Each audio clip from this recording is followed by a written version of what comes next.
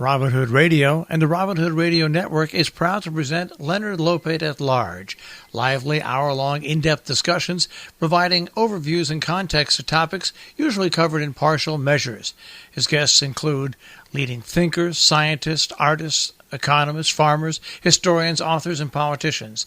Mr. Lopate is a Peabody Award winner whose numerous honors include 3 Associated Press Awards and 3 James Beard Awards.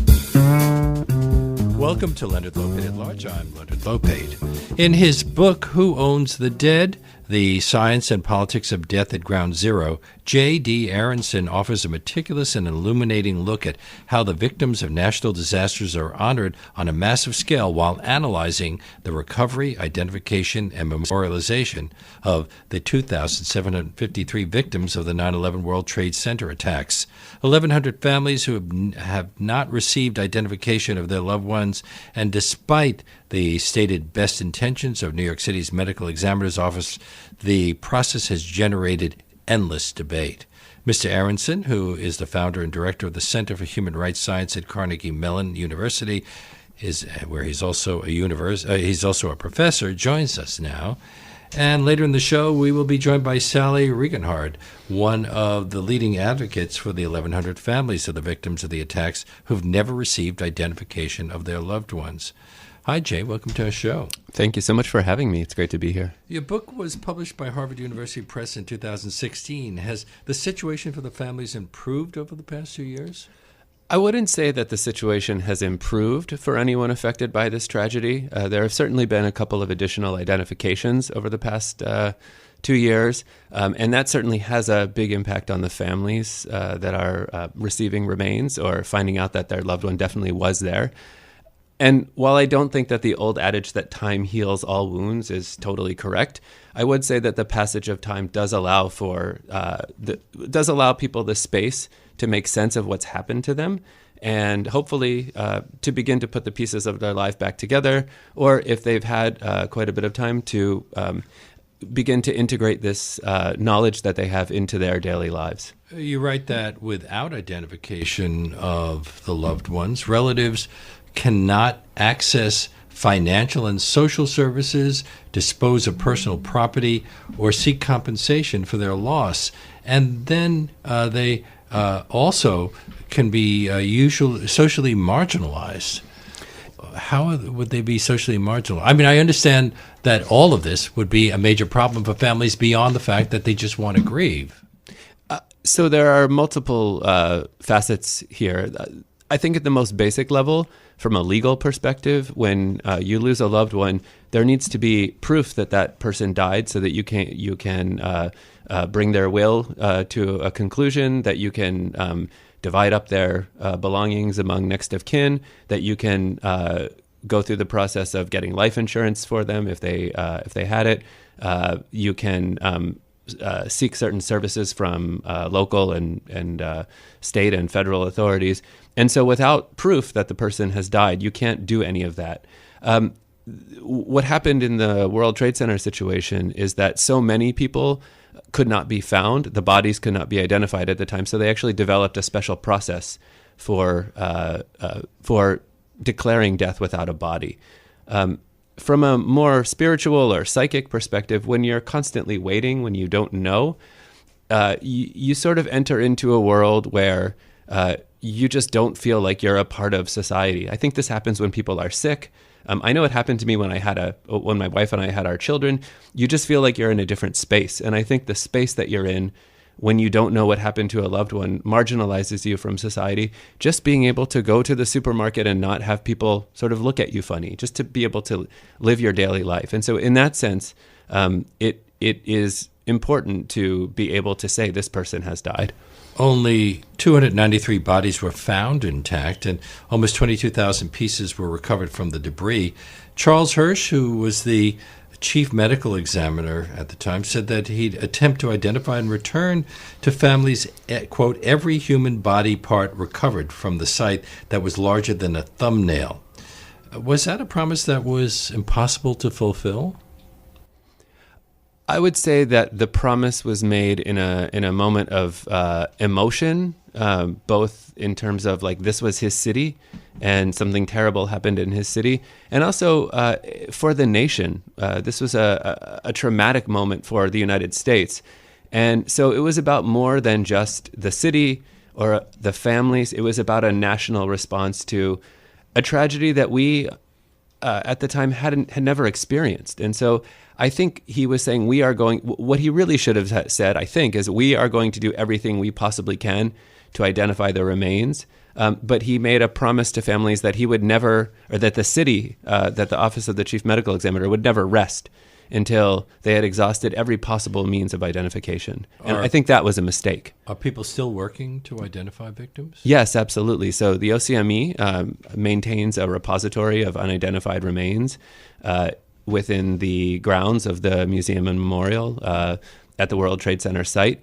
And essentially, anytime a new technology or a new methodology becomes available for doing DNA identification of the kinds of remains that are there, they pull those remains out and test them and do their best to identify them. You published a book in 2007 about DNA profiling. Wouldn't DNA profiling make it fairly easy to identify the remains, even if they are in fragments? So the key here, interestingly, is not the science of DNA identification. There are two things that need to happen in order to make a DNA identification. One is that you actually have to be able to extract genetic material from the remains. And if you wanted to destroy DNA, the two best ways of doing it are heat and moisture. And that's exactly what you had at the World Trade Center site. So a great deal of remains have been either damaged to the point where it's almost impossible to get DNA, or the technology needs to be developed to get it. So that's one thing. And the second thing is that once you have DNA, it's usually broken up into many fragments, and you often don't have a direct sample for the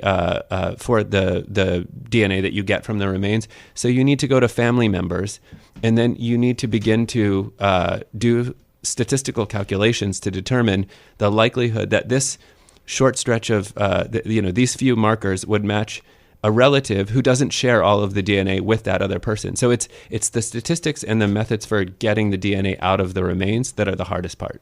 And the reason the fragments are so small is we're talking about huge buildings with basements that all collapsed. When they collapsed, how high was the rubble? So it was several stories above the ground. It went several stories down into the ground and several stories above. There are in addition to just the weight of the buildings crushing the everything that was in the way as the buildings collapsed floor by floor. You also have that intense heat of the jet fuel burning, and then the building begins to burn because of a variety of structural and material issues, and you have all of the material that's in the buildings burning. And so you get intense heat, intense pressure, and then the firefighters need to come in and try and put out the fire, so they add water to the mix. Has the forensic process for identifying remains like that evolved in the 17 years since the attacks? Absolutely. The evolution of these techniques actually began in the context of the efforts to identify the victims of the Srebrenica massacre in the former Yugoslavia. There were other cases where you had these sorts of remains, and the methods were being developed to deal with those. And it's also important to keep in mind how many remains there were and how many tests to identify a single person you needed to do. So you not only needed to identify each of the remains, or to get a profile from each of the remains, but you also have to go to family members. And often there would be 7, 8, 10 family members per victim.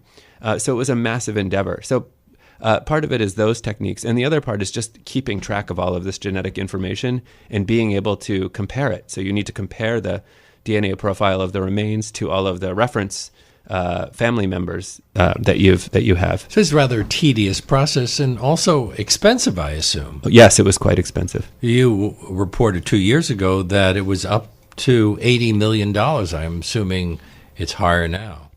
That's the best estimate that is publicly available, and I could never get anyone from OCME or the city to give me any other number.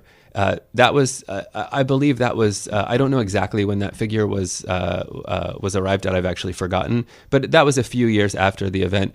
There's an ongoing effort now. I mentioned that whenever there's a new methodology or a new technique or new tools that become available, OCME, the medical examiner of New York, goes back and retests.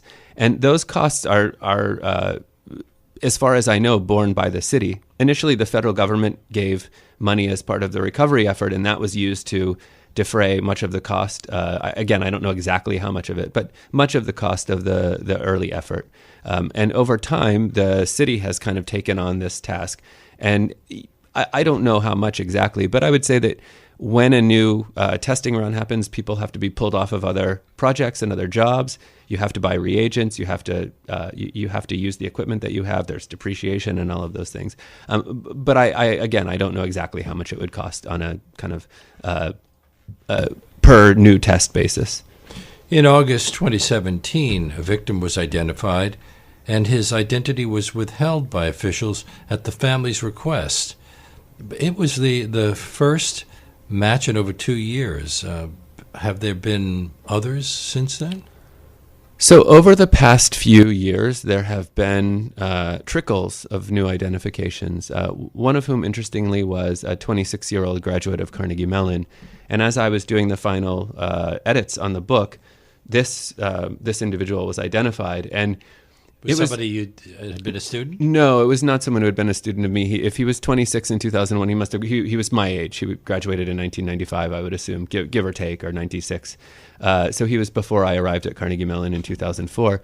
But it was quite amazing. I actually had a few colleagues come up to me and say, I knew Matthew. His name was Matthew. I knew him. He was my student, and it was a kind of profound moment for them to have this person who they knew had died, and then to have him kind of resurface in the news regarding the World Trade Center attacks. And my guess is that's probably why the family that decided to withhold the name did so, because they just didn't want to be brought back into the public space. On the other hand, a month ago or so, I interviewed a well-known immigration lawyer, and he represented a woman whose husband had died in the World Trade Center debacle, and she was here. She was not an American citizen, and she was going to be deported because she was here because she was his wife. Yes. I assume there are all sorts of complicated stories like that. Yes, there are actually advocacy groups that are set up to help families who had undocumented loved ones in the World Trade Center at the time of the attacks. So there are quite a few unidentified remains that are being kept in the repository, and one source of those unidentified remains might be people who were never reported. There are two reasons why an individual who died in the World Trade Center attacks may not have been reported. One is that this individual lost contact with their family and friends, and nobody knew they were there, so nobody knew to report them. If you haven't spoken to someone in 10 or 15 years and you don't know where they are, you're not going to say, well, so-and-so left home in California 15 years ago and they might be there. That's just not logical. The other source of those remains could potentially be undocumented workers whose families were afraid to let authorities know that they were there. Now, authorities were pretty clear that they weren't going to use that information against families, and that their goal was to identify all of the victims and to make sure that everyone knew what happened to their loved ones. But when you live in fear, it often prevents you from gaining access to resources that you might need or want. I'm talking with J.D. Aronson about his book, Who Owns the Dead? The Science and Politics of Death at Ground Zero, here on Leonard Lopate at Large on WBAI New York 99.5 FM. You begin your book with a very vivid account of the attacks. How did you gather so many first-person accounts from that day? I spoke to a lot of people who were there at the site shortly after the attacks, or who came to respond in the immediate aftermath. I felt that it was very important for me to have a kind of a visceral sense of what happened, even though I know that could never replace being there or being there as an early responder. One of the things that someone told me who was there as the first tower collapsed was that the thing that she remembers most is the smell. And that's something that you can't capture. And so I think that that's something that I wanted to at least be able to tell my readers. There are also... but I just want to interrupt because please. I used to work in the area, and we were very aware of that smell even way after the time we were allowed to go back to our offices. Yeah, I think... we just assumed that it was a smell of burning flesh, but we were reassured by the government that it wasn't. On the other hand, some people were allowed back in their homes. It seems now way too soon. Yeah. So I think that these are the kinds of things that when you write and when you do radio and when you read about things, you can only capture a certain part of the of any given event, and you might miss the essence of the event. But I at least wanted my readers to know those kinds of things. I should say that I also read a ton of transcripts of people who were interviewed in the immediate aftermath. And you drew upon a lot of the 9/11 literature. Yeah. So my favorite books were those that collected people's stories. There were I'm not going to recite them here, but I cite them in my in the chapter where I sort of tell the story of 9/11 and the immediate aftermath. But there were great collections of oral histories from people from all walks of life, whether they were people who worked in the buildings, people who lived nearby, or also first responders. There were several collections of those. And I also looked at a few novels or a few kind of fictional accounts of the events. And the one that was really my favorite was a book by Amy Waldman, who was a reporter for the New York Times. And it was called The Submission. And it was sort of a story about what would have happened if the person who won the memorial design competition was Muslim. And the thing that was great about it was that it allowed her to explore the motives and the personalities of the people involved without offending anyone. You focus mostly on memorialization. As a society and individually, what does it mean to memorialize the dead? I think it means so many things. I think that as humans, we have a need to respond to death. This is something that's part of all cultures. Every single culture you can think of has a ritual or a process for dealing with death. And they have commonalities, but they're also very different. I think from a kind of social perspective, if we have a situation like this where many people die in an urban space, we have to purify that space somehow by doing something that will allow us to say, this place isn't haunted, or this is a place where something bad happened, but we can now return. And there's also the political side that we need to avenge these deaths. And so I think that all of those things kind of come together in this story. Who owns the dead? The government, the next of kin? In a situation like this? I think that, again, there are so many factors that come in when you ask a question like that.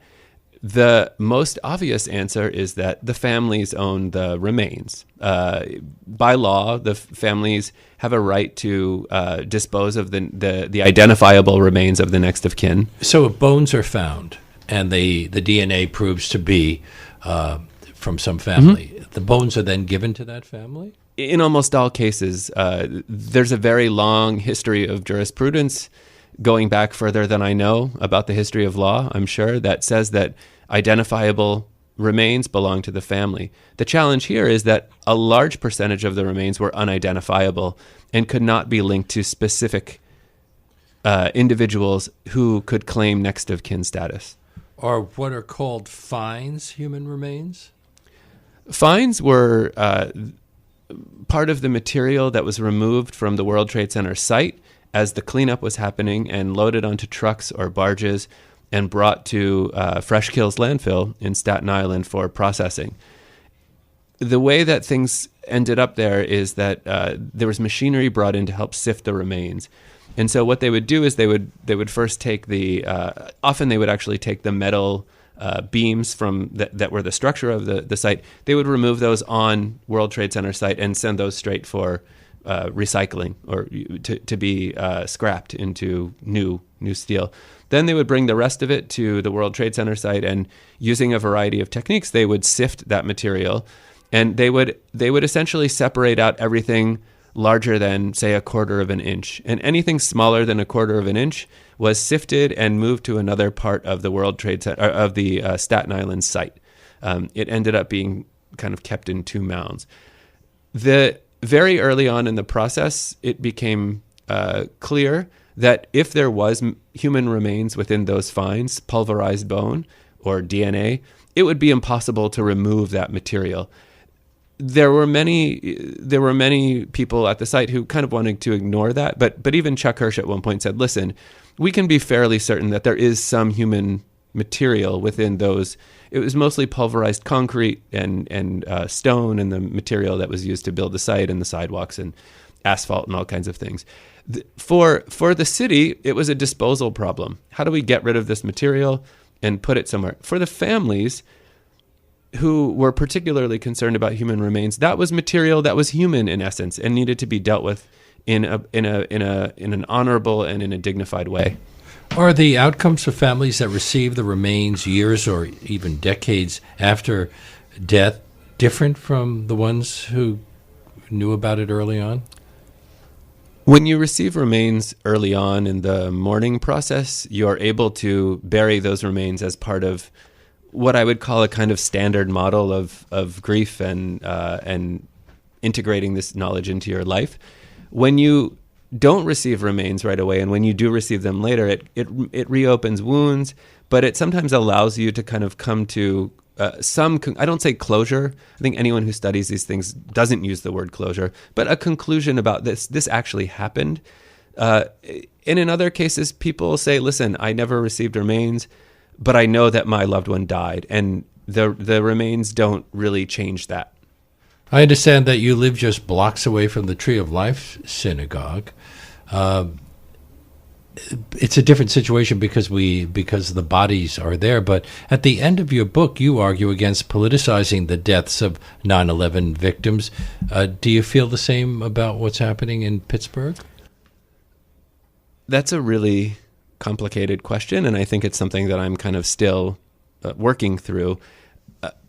One thing that's important to point out here is that the victims of the World Trade Center attacks were targeted, I would say randomly, rather than for something that they were doing or some group that they belonged to.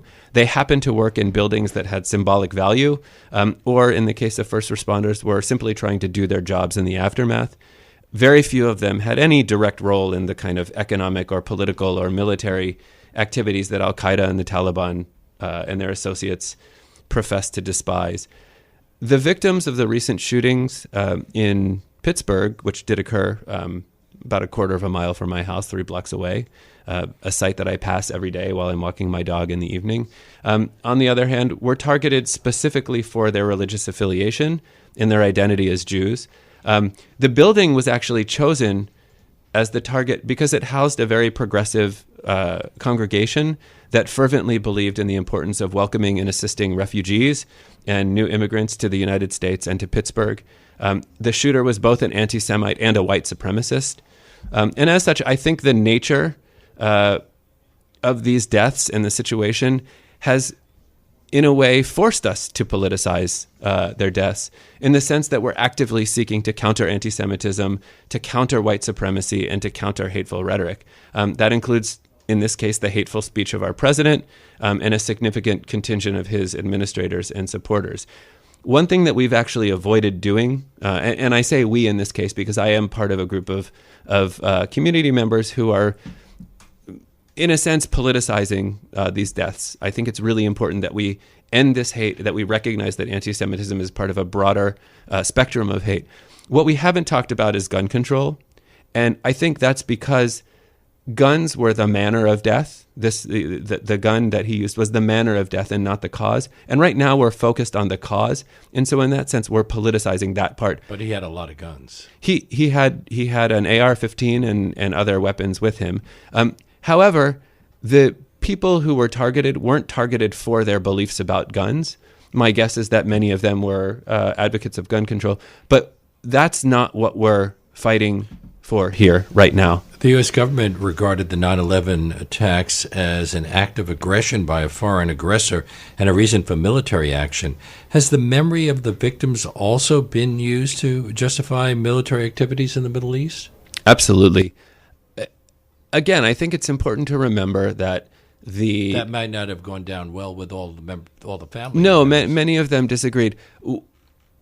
What's important is that there was a particular aggressor in this case, which was Al-Qaeda, which was being harbored by the government in control of Afghanistan. And I don't think too many of the families, none that I know, were against the military action in Afghanistan. What happened was the Bush administration had a long-standing desire to finish the job of George W. Bush's father, a job that many in his administration and within the Republican Party and within the more militarily aggressive wing of both parties actually thought that we hadn't finished the job and we wanted to go in and get rid of Saddam Hussein. What was illegitimate in this case was using the memories and the bodies of the 9/11 victims to justify a war in Iraq. The National 9/11 Memorial and Museum opened in May 2014 and keeps the remains of the unknown victims in a space that's separate from the general public but open to scientists and families. Mm-hmm. Has that been a sore point for some of the 9/11 families? Absolutely. I don't know how many families, but I would say that most of the families that I have spoken to, they tend to be the more outspoken ones, have expressed concerns about this. The issue here is that in the original designs, the memorial and the space where the remains would be kept at the World Trade Center site was completely separate from the museum. But the museum was running way over budget, and there were major debates, quite embarrassing debates, about who was going to pay for all of this. And so an architect and planner, designer was brought in to do value engineering. That was the euphemism that was used. And one of the value engineering decisions that was made was that it didn't make financial sense to keep the memorial and museum separate, so they became one. The memorial is on the surface, the museum is down below, and there's a wall that separates the museum space from the repository. For the families, the wall represents the repository because there's a plaque on this wall that says behind this wall is the remains of the unidentified and unclaimed victims of the World Trade Center attacks. For the families that have been vocal on this, including Sally Regenhard, who will be on later in the show, in just a few minutes, the wall is actually part of the museum. It's an element of the museum, and so that the bodies behind become a kind of draw for tourists and for others who actually pay money to come down into the World Trade Center Museum to see the exhibits. And when you say pay, do you think it's a problem that the 9/11 Museum charges $24 per visit? My argument would be that this museum ought to be free to the public. This is part of American history. This is a seminal moment in the era that we're living in today. I would say, in many ways, the problems and challenges that we're facing today are in part a product of the events of 9/11 and how we've responded to them. And I think it's as sacred and as public as any of the museums that are in Washington, D.C. Now, if you go around the country, there are many history museums and civic museums and art museums and natural history museums that are not free to the public. But I think that this one is an exception and should be run in the same way that we run the National History Museum and the National Museum of American History in Washington or other museums on the National Mall. Do you think that the people who are making the decisions have been sensitive to the process of grief and healing for the victims' families? I think for the most part they have. I think that many families, again, including Sally Regenhard and the group that she represents, would disagree. But I do feel that as much as they can, and within the context that they're working, the planners of the museum and memorial, not all of them, but the majority have been sensitive to the needs of the families and the desires. I think that when you're dealing with a situation this complex, people are bound to be upset and feel left out and feel like their views aren't being heard. I think that's a natural, normal part of the process. What I think is problematic is that when public input was gathered in the early years after the World Trade Center attacks, in many cases, the requests or the demands or the claims being made by families were kind of just ignored. And so if you're going to ask for public input, I think it behooves you as a representative of government to actually listen to what people are saying. If you're not going to, why go through the farce or the fiction of having all of these events? And they will tell you that we listened to the public and we did these things. But I think they could have done a much better job in that regard. You're listening to Leonard Lopate at Large. To help us understand why the memorialization of the dead in New York City continues to be an issue, we're joined now by Sally Regenhard, one of the leading advocates for the families of the victims of 9/11 attacks and one of the members of the 1,100 families who've never received identification of their loved ones. Sally's 28-year-old son, Christian, who was a probationary firefighter with the Fire Department of New York, died when the World Trade Center collapsed, and she joins us now along with J.D. Aronson.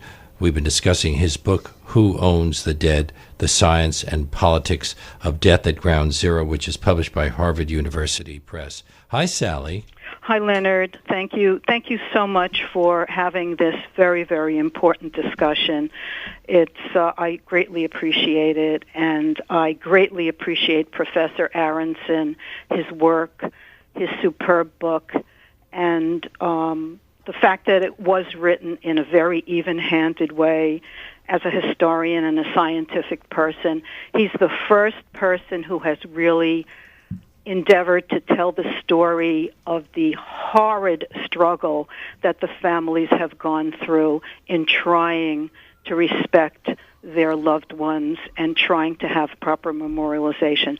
So I appreciate both of you for having this opportunity to speak about this matter. And Jay has written about you in his book, and as you said, he strives to be even-handed, focuses on evidence-based discussions about the attacks. But can I say that you take sides as someone who speaks as an advocate for the victims and families? Oh, absolutely. I mean, absolutely. What are you hoping to change? Well, first of all, we are affirming that human remains do not belong in an admission-charging museum. Human remains need to be memorialized. They need to be memorialized with dignity and respect and honor, and we do not have that situation at Ground Zero. So we want to have these remains brought above ground and put in a proper tomb-like structure akin to the tomb of the unknown soldier. Of course, it would be much, much, much smaller because these remains, unfortunately, in the words of the medical examiner's office, they're freeze-dried. So they're very, very small. It's not a matter of space. But the most important thing is, as was discussed by Professor Aronson, we do not have a place to go to. Mourners, people who've lost their loved ones, we need a place to go to that has dignity, respect, and honor.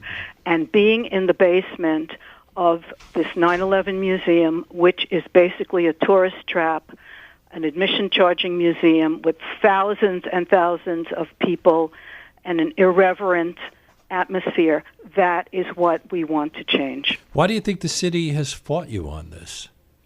Well, does it go all the way back to Rudy Giuliani and continued on into the current administration? Well, it certainly happened very early on. You're correct in that. And the thing is, the city decided that instead of really taking in the consideration of the families, their wishes, their rights to be able to memorialize their loved ones' remains and so on. Instead of that, they handed it over to a private, non-profit organization, which we believe their main goal is to create tourism on this site. Jay, is the kind of conflict we're talking about regarding the remains something that's happened before in our history? I would say that this is the first time, at least in the United States, that we've seen anything quite like this. And I think that that's because there's never been an event like this anywhere like Manhattan. Well, for example, there was Timothy McVeigh's bombing of the Alfred P. Murrah Federal Building, which also collapsed, and I don't know whether all of the bodies in that were found intact. So I would just say that Oklahoma City and New York City have different resonances in the world and in our popular imagination and in the availability of real estate. I think one of the major things that had to happen in Lower Manhattan was that life had to get back to normal, and the perception among many of the decision makers was that if we make this into a cemetery, then nobody will want to come back. The EPA declared the area safe to visit way before some people felt it should. Again, for the reasons that we're talking about? I would say that that federal, state, local officials wanted the country to get back to quote-unquote normal as soon as possible. And by not allowing people to return to one of the busiest, most financially important places in the world, by forcing residents to stay away, that would have sent a message to the perpetrators of this that they actually accomplished something. And there were also, I think, everyone involved in all of the politicians involved in the response were people who had national political ambitions. Giuliani, Bloomberg, and Governor Pataki. They all had their eyes set on being president. And if they could do a good job with this, then they had a pretty clear road, they thought, or they suspected, to the White House. Sally, what do you think of the way officials have handled finding the remains? Well, I would like to say that they've done a very poor job, certainly in doing that. The main reason, which Professor Aronson touched upon, is they wanted to get this done. They wanted to open Ground Zero again. They wanted to clean it up. That was their term, which was a very hurtful term. They wanted to clean it up as soon as possible. So instead of allowing governmental agencies to come in, groups of anthropologists who offered to come in and help try to look for these remains in an academic, a scientific manner, creating a grid, a classic approach. They rejected all outside help, and instead they had the firefighters, the heroic firefighters, who very honestly, and many of them will say, they were never trained in the science of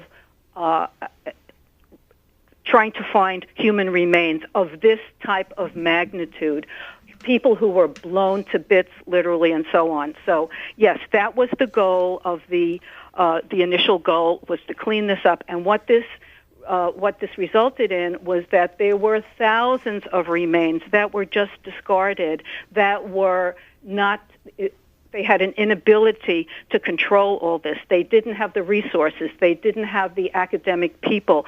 They just pushed them through it. The pressure was on the fire department. And because of that, so many people were also, exposed to all of these toxic materials and so on, and they're living to pay for it today with their lives. But I just want to touch back on what Professor Aronson said about, the site and how, business has to go back and so on.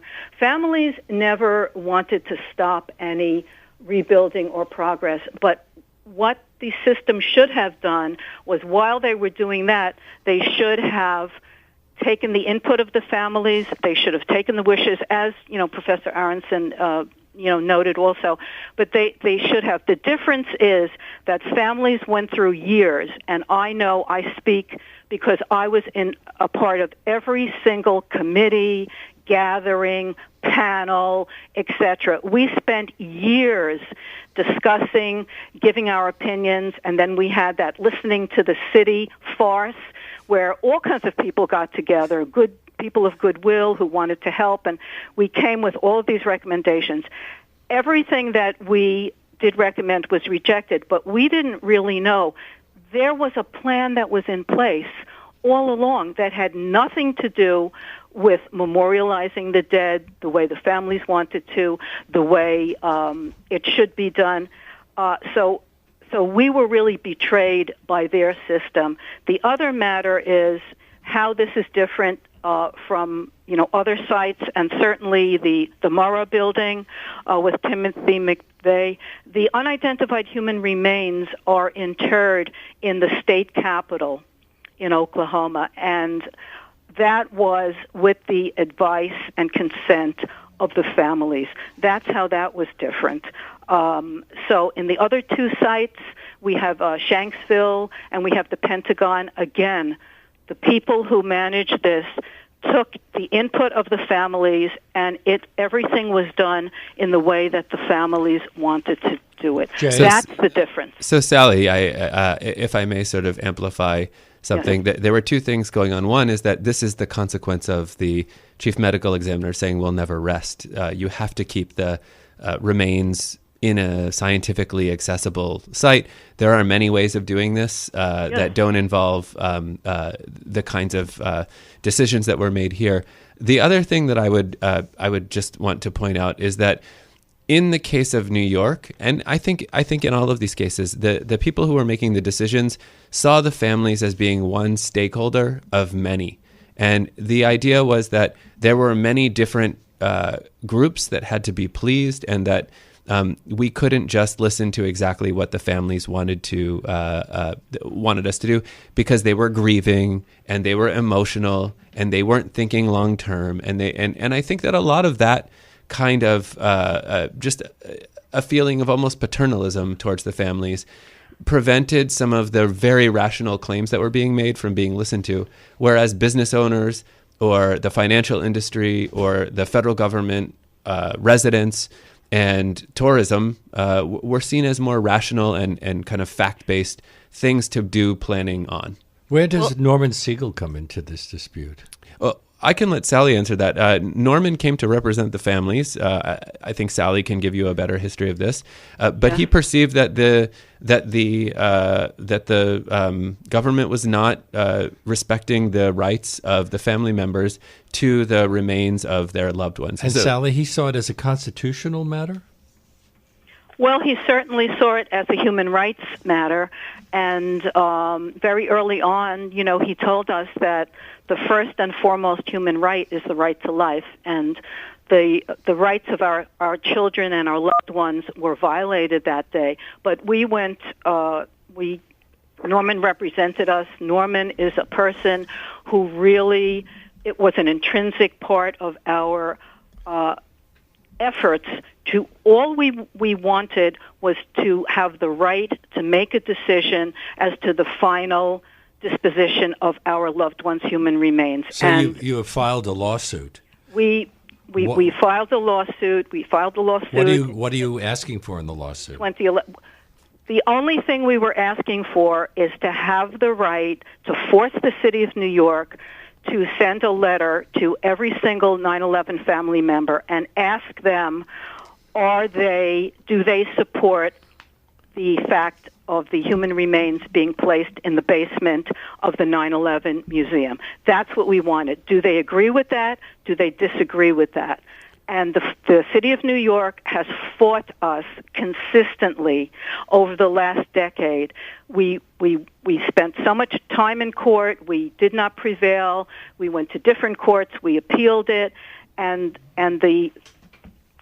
we just feel that the whole process was because the families were not, their dignity, their right to make a decision regarding the human remains of their loved one was not taken into consideration. And I do have to say that this elitist attitude that the families of, not by Mr. Aronson, but I'm talking about the system. Mr. Aronson has been extremely respectful in his book, that the system would have the audacity to say families were too emotional and so on. I was part of these family groups. These people were dignified. They were academic people. They were very intelligent. They were rational. And it's an outrage to be characterized that. It's a discrimination. And again, I say, on the other two sites, in the Pentagon site, the Department of Defense worked with the Pentagon families. In Shanksville, the National Park Service administered that site, and everything that was done was in accordance with what the families wanted. And it's not a complicated thing, and we still want this today. We want dignity, respect, and honor for these remains, and the remains can be. There's no scientific investigations done in the basement of the 9/11 museum. So, they have to take it back. Jay, to their isn't headquarters. the basement 70 feet underground in a flood zone? Yes, it is. And during the construction, during Hurricane Sandy, there was flooding in the space.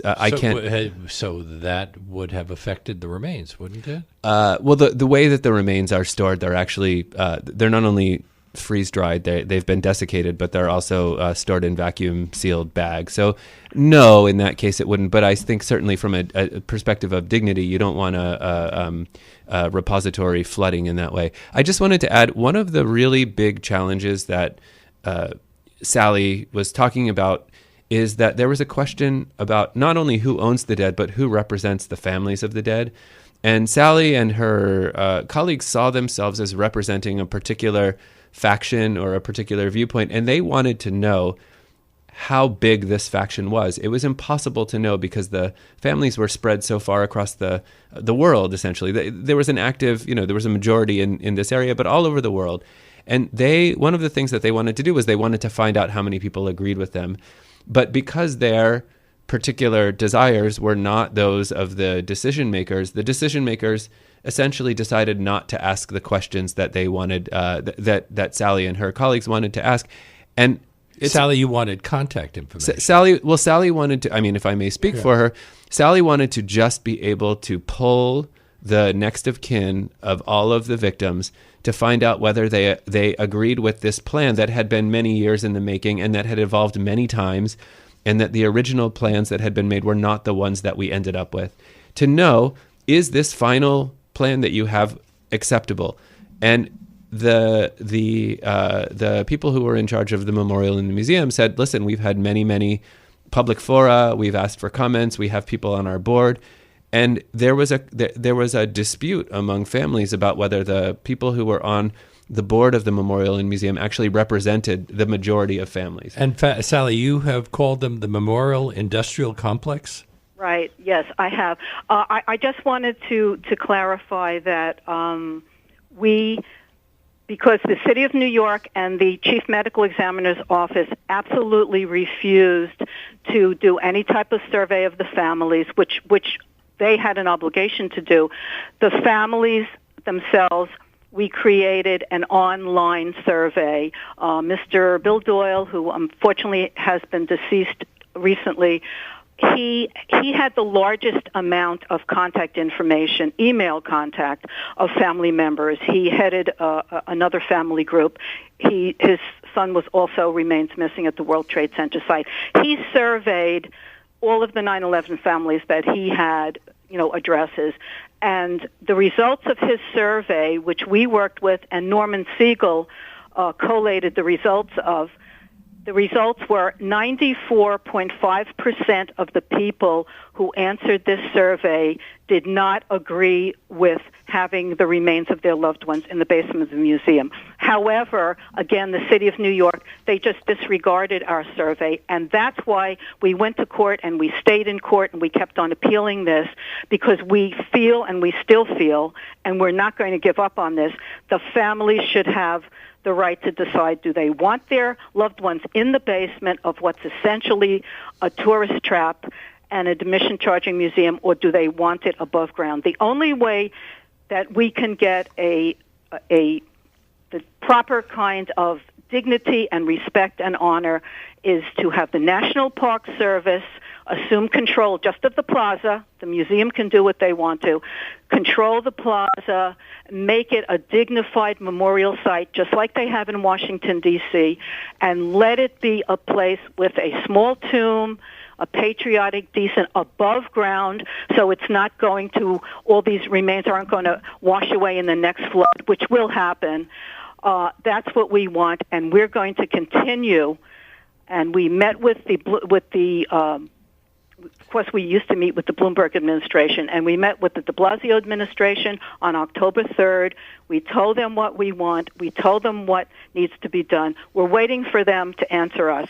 If we don't get any type of opportunity to have something decent done at Ground Zero, we're going to go to the governor, Cuomo, and then we're going to go on the federal level. We won't stop. We won't give up. And your group is called the World Trade Center Families for a Proper Burial? Excuse me? And your group is called the World Trade Center Families? No. Our group is called Respect Human Remains at the 9/11memorial.com. Is there so that's the website? That's the website, and as Professor Aronson noted, my organization is called 9/11 Parents and Families of Firefighters and World Trade Center Victims, and that's the group that helped Mr. Doyle administer this survey. And it's not eye-opening to us. Would anyone want their child? Would anyone want their loved one, their remains, to be taken away take your rights away and put them in an admission-charging museum? They are part of the tourist trap of Ground Zero. It is immoral. I feel it's illegal, but of course I'm not an attorney. Our wonderful Norman Siegel has gone through all these legal procedures, and I know he'll be with us till the end. I do want to say, as a Catholic person with a very strong Jewish background, I wrote personally to Cardinal Dolan, and I appealed to him in 2011 to meet with certain members of my group, or whomever, how many people he wanted to. And I made it known to him, as he knows, that in the fire department alone there are so many Catholic firefighters, like my son, who perished at that site. These are people, and we wanted him to meet with us and to help us, to advocate for us. These leaders, church leaders, are meeting with all groups who deserve to be met with, and they're advocating for them. But he didn't meet with you? He We're running out of time, so okay. That's why I'm he rushing. Just scratched out a sentence and said he believes that matters like this should be left to the civil authorities, which was a slap in the face and a knife in our hearts. And we remain outraged that we received this response from Cardinal Dolan about his Catholic victims who are subjected to this horrendous, barbaric, unpatriotic, and inhumane situation. Jay, where does the money made from the 9/11 Museum go? Who profits from it? From what I understand, it goes into the maintenance of the museum and the salaries of the people who are part of that organization.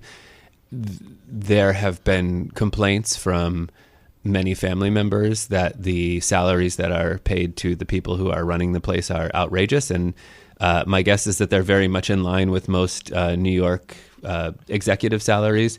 How they relate to the kinds of salaries that are made by people who are working for museums in the federal government, I don't know. That's a sore point, but